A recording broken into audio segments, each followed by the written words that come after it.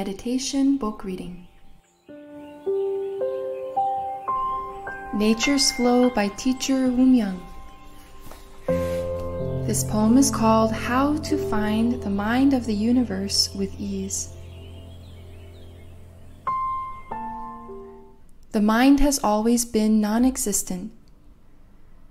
That it is non-existent means that it exists. Non-existence and existence may seem like polar opposites. They are one and the same. The mind is neither existent nor non-existent. When man tries to see the reality of the mind, it is non-existent, for it is man who is seeing it. But in the world of the mind, its reality is that it is existent. This mind is what brought forth the whole of the universe, and it is this mind that nurtures it. Thus, it is according to this mind that the universe revolves. Though it is neither existent nor non-existent, the mind is the master. The mind is what governs man's life, which is why man is a slave to fate.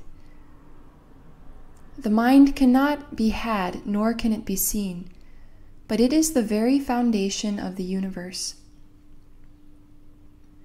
What is the mind? The highest power and the greatest spirit that every religion speaks of, Buddha, God, Allah, the pure void, the wondrous existence, are all names that were made by man to refer to the mind. So what is exactly the mind? It is emptiness. It is the whole of creation. It is the universe. The mind came from nowhere, nor does it have somewhere to return to. It is the Alpha before the Alpha, the Omega after the Omega. Look to the celestial forms of the universe and see for yourself what this mind is. Look to yourself and to the earth, and ask yourself where the mind came from. Look at where it came from and where it will return. Man's mind will not die, even though he may die, for the mind is originally existent. Man places his mind into this existence, and thus he is unable to break free from it. He is yoked to it. He has yoked himself, no other. He lives in his self-imposed confinement, which he will continue to be in even after death. Such is the foolishness of man. Man is ignorant because he lives within himself. It is when man is no longer a man that he will become complete. But he does not know this. So then, what is the mind? To find the answer, you must look to yourself. You must ask yourself, who am I? Is this body, this shell, really who I am? You are not your body. You are in it, and it is this you that is your true self. This true self is what you should find. This true self is not dependent upon an image, and is yourself. Where is the mind? A silent person is walking along the road, but he is not silent. In fact, he has much to say. One listens closely to hear what he is saying, only to find his words are the emptiness. The emptiness is silent, but no one seems to know that it has a will, a purpose. Man is ignorant because he is shackled to himself. Do not judge the wind that blows, or the wind that lingers, but take stock in its true will. Where does the wind come from, and where does it go? When the universe and its creation scatter in the wind, they too are the wind. It is this wind that man lives chasing after, which is why his life is one that is in the wind, and so is he. The self has been neither existent nor non-existent, but has remained as it is. However, man lives bound to his self. Let us live having shed ourselves. Let us live free of them. Let us think about this. The mind originally exists, so it remains. Even if you were to abandon yourself, let us think about where that mind is.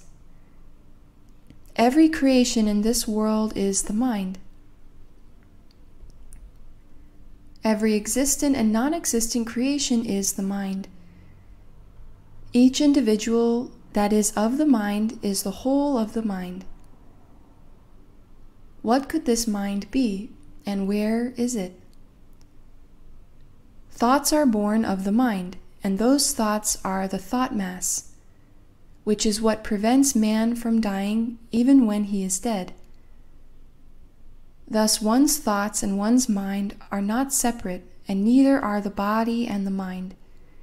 Neither are the body and thoughts. So then, where is the mind? The body and the universe are not separate either. So if this is the case, then where is the mind?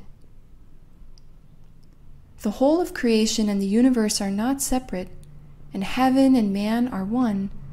So then, where is the mind? Man and all creations are not separate. So where is the mind? Life is of the mind, and what deeds this mind does are also the mind. So then, where is the mind? The mind is every creation in the universe. It is the mind that causes mischief in the world. Man's mind exists, but it is a sort of thought, and this thought is what causes so much turmoil within him. The true mind has no turmoil, but simply is. The life that man lives in the world is his mind, and so is his death. There is nothing that is not the mind. So then, where is it? If he were to not have his own ideas of the mind in his mind, the mind would be easy to find. If the mind were to exist in his mind would be no longer existing. Therefore, the mind would be what he sees and what he hears, just as it is, in the absence of mind. The mind is a drifter. It is as it is. The mind is the universe itself. The mind has no discernment. Man is the one who discerns the mind. The mind is not located in a single place, but it is the whole of the universe. Man has put in great efforts to seek out the mind, to know what the mind is, to know that the mind is one, and that it is the universe. The mind is as it is. The mind is the state that is free of self. Close your eyes and go up to the universe. Look to the earth from the universe. Go to the moon. Go to the stars. Go to the sun. The mind is neither existent nor non-existent, but you have lived binding yourself to it. The mind, the thought, is still, but only you are busy. Silently, you must become the foundation and remain in that state as it is.